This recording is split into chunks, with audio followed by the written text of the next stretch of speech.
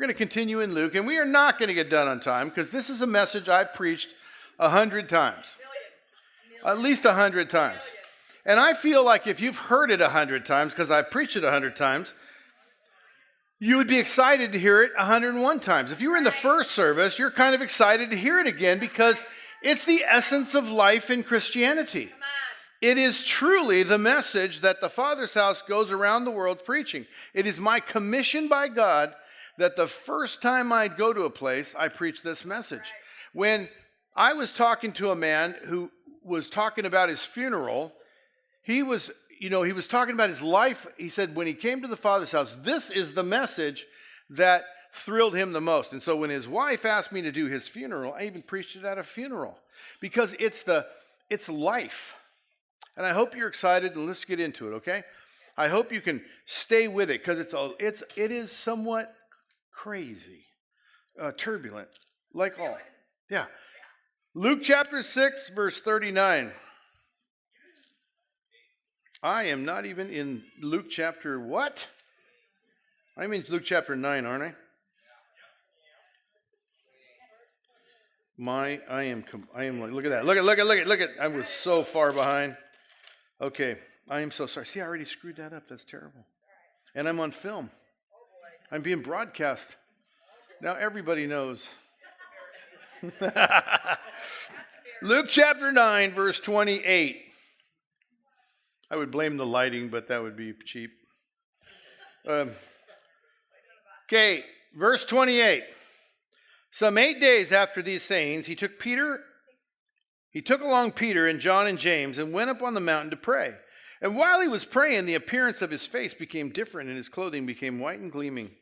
Behold, 2 men were talking with him, and they were Moses and Elijah, who appearing in glory were speaking of his departure, which he was about to accomplish at Jerusalem. Now Peter and his companion had been overcome with sleep, but when they were fully awake, they saw his glory and the 2 men standing with him. And as these were leaving him, Peter said to Jesus, Master, it is good for us to be here. Let us make 3 tabernacles, one for you, one for Moses, and one for Elijah, not realizing what he was saying. While he was saying this, a cloud formed and began to overshadow them.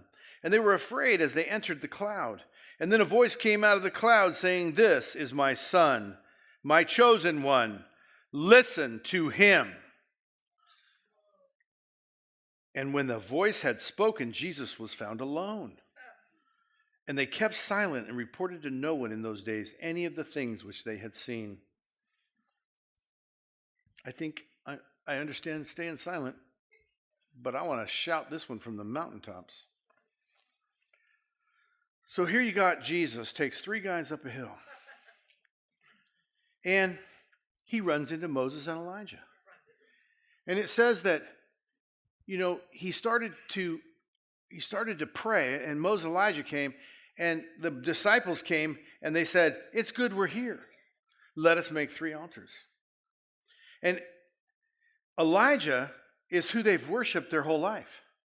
And Moses is that's their claim to fame. I mean, they are great because they have Moses.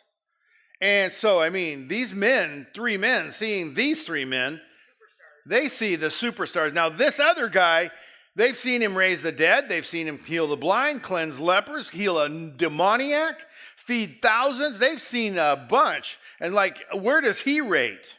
Well, they decided he rated equal them. And so can we make 3 altars? And I think sometimes that today we constantly make altars that are equal with Jesus in our life. I think many of us put finding a spouse or not being alone as an altar. Like I have an altar to not being alone. Or an altar to music, or an altar to fame, or an altar to finance or education. And we make all these altars and we say, it's good having Jesus in my life. He just fits right in amongst my altars. His might not even be as high as the other altars, but he just fits right in there amongst my altars. And the Father is still speaking from heaven, and it's still written in this book, and I'm still reading it to you, that he says, this is my son. It's like, no, this is my son. It's him you listen to. He's the chosen one. Not all these other things, not all these other people, not not the religion of your life or the nation of your life or the gender of your life. It's not where you eat or sleep or where you live or breathe. It's the chosen one is the one that has the altar. This is my son, listen to him. And this is what the Father's saying. Now, it's kind of funny in this story. Moses and Elijah come to him, and it says what they were talking about was Jesus' departure. Now, Moses is the hero of all time. Elijah's the prophet of all time. They are the ones, like, Elijah's supposed to return again, and they're going to receive all this blessing because of Moses. And so what do they want to talk about? They want to talk about the cross of Jesus Christ. They want to build an altar to what the sacrifice the chosen one is about to do. They're talking about his departure from the earth, which he's about to give. His cross, his suffering, his payment for sin. And that's what they want to talk about. But we don't always want to talk about that. It's very rare. You try to talk about it, and people don't want to talk about it. This message that I have preached all over, wherever I've gone in the world, I can't say I've gone that much, but I do go a little bit, and wherever I've preached, it's not that welcome of a message. It's not, hey, would you come back and teach that in my college class? Hey, would you come back? We have some other churches that need to hear this. Hey, do you mind if I preach that message that you just preached? Because I would easily say, absolutely. This is the cross. This is we need to listen to Jesus. And Moses and Elijah, what they want to talk about is the cross of Jesus Christ, the sacrifice, the culmination of his ministry, how he's going to leave the earth. And the disciples, well-meaning disciples, they just want to build some altars. They want to make them equal. And the Father speaking from heaven out of the cloud, he says, this one is my son. It's him you listen to. Okay, you listen to Moses and Elijah when my son's not around. But once my son shows up, you listen to my son. This is my son. Listen to him. And I think today we want to listen to everybody. We want to listen to David and Solomon and Daniel. We want to listen to everybody.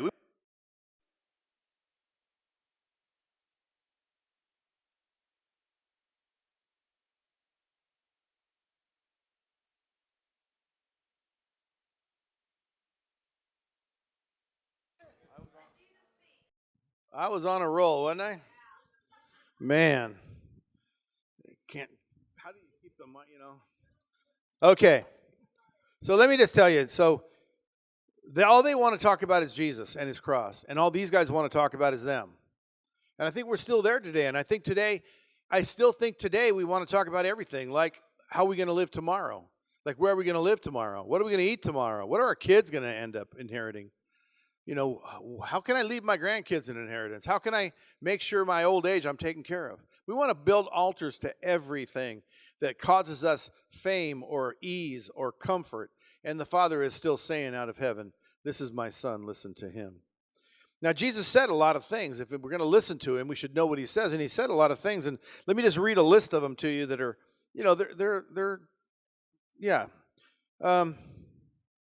Jesus said, whoever's ashamed of me, I'll be ashamed of him. Why call me Lord and not obey me and not do what I said? My words, they will judge you. He said, heaven and earth will pass away, but my word will never pass away. He who hears these words of mine and acts upon them is like a wise man who built his house on the rock. Jesus said the storms of this life and the winds of this life won't knock that house down. And we're still trying to build altars on the sand. And we're trying to build altars to everything that's important in our life. And Jesus is saying, my words are what's important to your life. And the Father is saying, this is my son. Listen to his words. I've asked many, many, many leaders, what did Jesus command us? I mean many. It's well over 100 now. And every single one, I said, what did Jesus command us? And every single one, and I bet you some of you in the crowd that don't know the answer because you haven't heard this sermon, you said, love the Lord your God with all your heart, mind, soul, and strength, and love your neighbor as yourself. And I have 100% success with that being the answer. And every single time I said, that's wrong. Jesus never commanded that. He was answering a man who asked, what is the greatest commandments in the law? What was Moses' commandment? And we as Christians are making altars to Moses' commandment. The commandment given to Moses. You see, the problem with that commandment is that if I hate myself, I can hate you. I only have to love you in as much as I want to love myself. And self-hate is an epidemic that the devil has brought into the world to where people who have no business hating themselves hate themselves, abusing themselves. I mean, we are in a conflict of self-hate, learning to love ourselves. So we lose on that commandment all the way across the board. But that isn't what Jesus commanded us. And I don't know hardly any Christians that know what Jesus commanded us. And here's the Father saying, this is the anointed one, the chosen one, listen to him. And we're still not listening to him. We've all had this Bible all our life to read those very words and that very story with the Father in heaven saying, listen to my Son, and we still don't know what he commanded. I still can't find anybody that knows what he commanded. And what he commanded was, love one another as I have loved you. Well, that's a completely different standard. Now it doesn't matter if I hate myself. It has nothing to do with me. It has to do with, how did he love me? This is how I should love you. Well, we just changed the game, man. We are no longer sharing self-hate with each other. I hate me so I can treat you bad. I owe you nothing because I don't want anything. No, he gave me everything. I owe you everything. He loved me with his life. I owe you my life. The whole purpose of Christianity, following that commandment, is that the whole of Christianity would lay their life down for their brother. For there is no greater love, Jesus said. Jesus said this. Now, here's a list of what he said that just I absolutely hate this list. But I know this list. And it's like the impossible dream. Dream the impossible. No, okay. It's the impossible dream. Are you with me? You want to hear this list because this is what Jesus says that you and I are supposed to do. Love your enemies. Do good to those who hate you. Bless those who curse you. Turn the other cheek. If they take your coat, give your shirt also. If they make you go a mile, go an extra mile. Give to everyone who asks of you. Yep, even that guy. The one that just came to your mind, oh, I don't have to give to him. Oh, he'll just get drunk with it. No, even him. Give to any man that asks of you. Lend expecting nothing in return. These are Jesus' words, not mine. Don't be mad at me. Be merciful. Love your enemy. I think I said that already. Do not judge, but pardon and forgive. Give and it shall be given to you.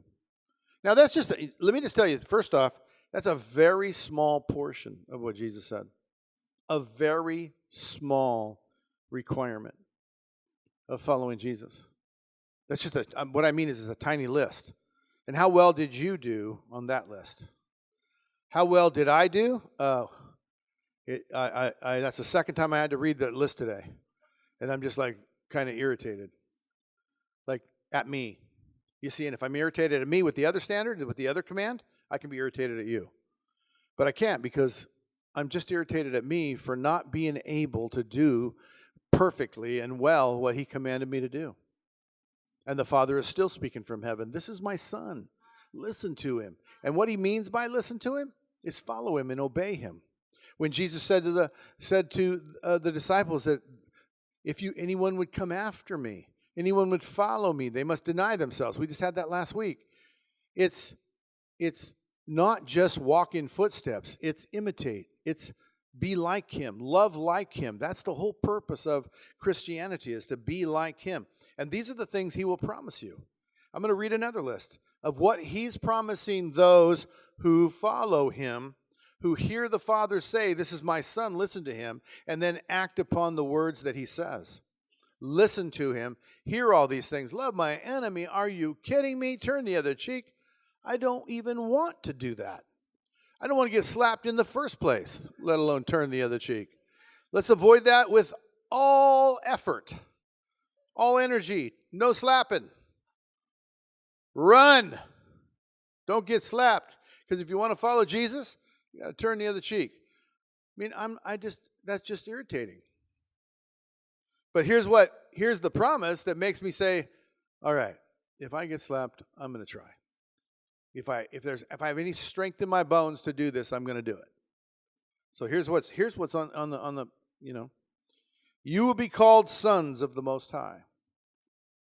To him who overcomes will eat of the tree of life which grows in the garden of God. You will receive the crown of life. You will receive some of the hidden manna. You will receive a white stone of redemption. Ooh. The authority over the nations. You will receive the authority over the nations.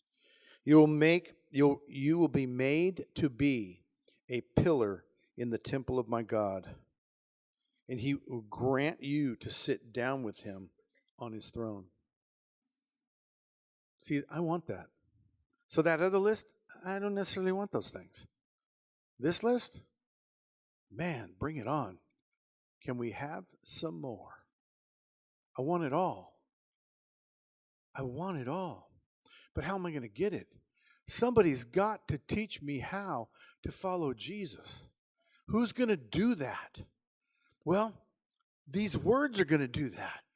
He's going to do that. And the Father is still speaking from heaven saying, this is my Son. Listen to him. And we don't even go to church because we have, it's inconvenient.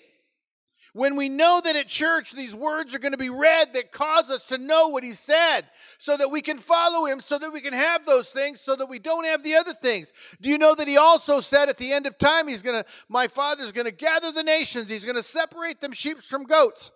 And that criteria for that is crazy. But the goats go away to eternal punishment. The sheep go away to eternal life. Hey, make me a sheep.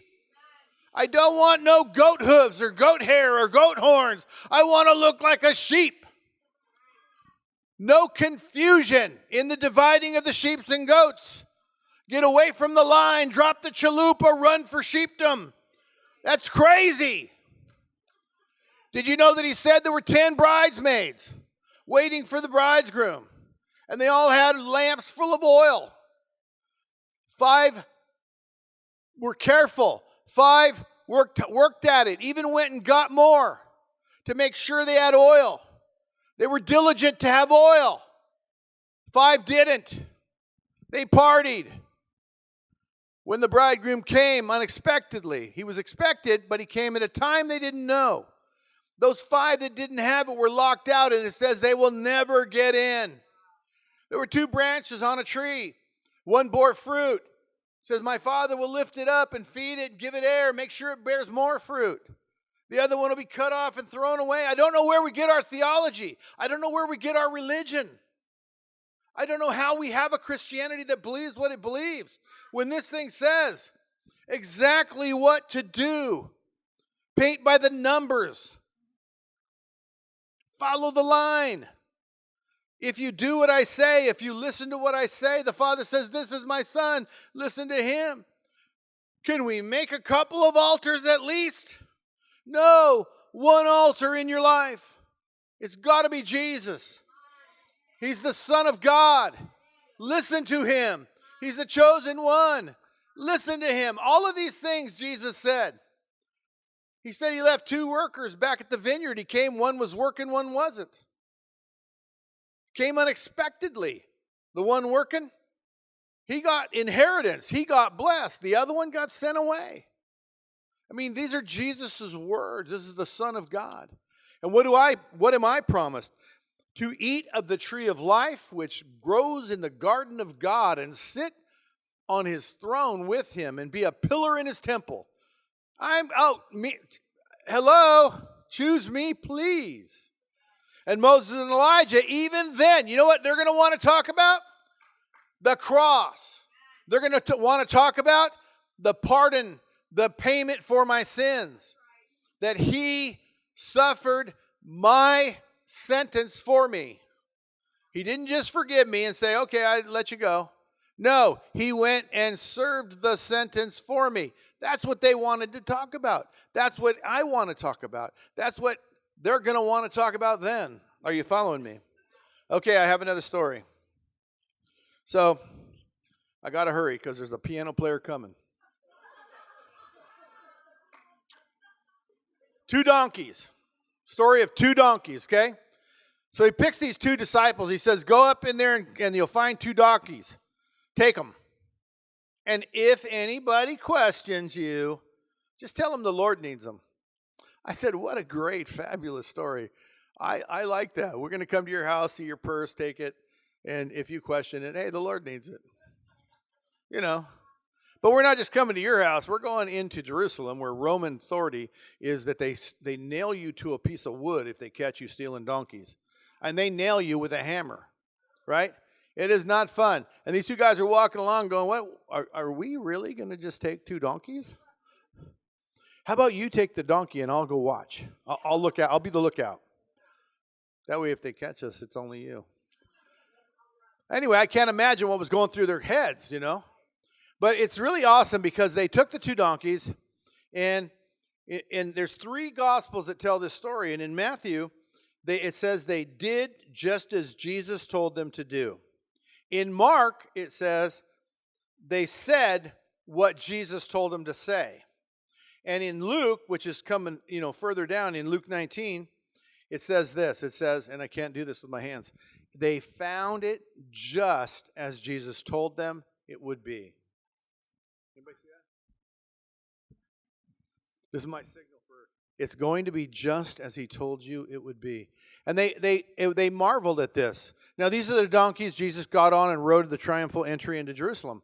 But they did what he said, they said what he said, and they found that it was just as he told them it would be. And he's told us a lot of stuff. He's told us all about those sheep and goats and those bridesmaids. He's told us all about the kingdom of heaven, about overcoming to the end. He's told us all kinds of things about walking with him and denying ourselves and following him.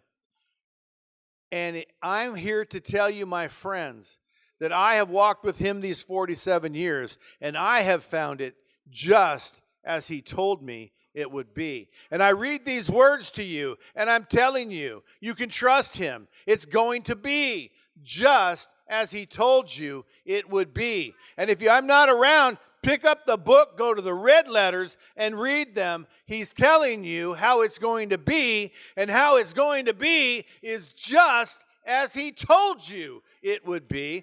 And we don't even listen to him, and the Father is speaking from heaven saying, this is my son. Listen to him. When did I ever yell?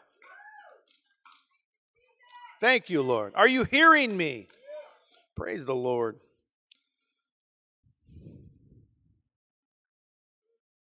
You know, it really is the most amazing thing I've ever heard. That God in the flesh came down, born in the birth canal from a woman, raised as a baby to a child, became a man, preached the kingdom of heaven to us all. It has been preserved in this book like the most miraculous writings on the earth so that we could know exactly what to do. And I have asked hundreds of leaders that question and have yet to get the right answer. Why can't we listen to Jesus? We want to make altars to everything else in our life. And the most common one is we make altars to ourselves. The number one criticism I get from people at the Father's house is they say, you don't know me. And they think it's profound, but the truth is, why does everybody have to know you?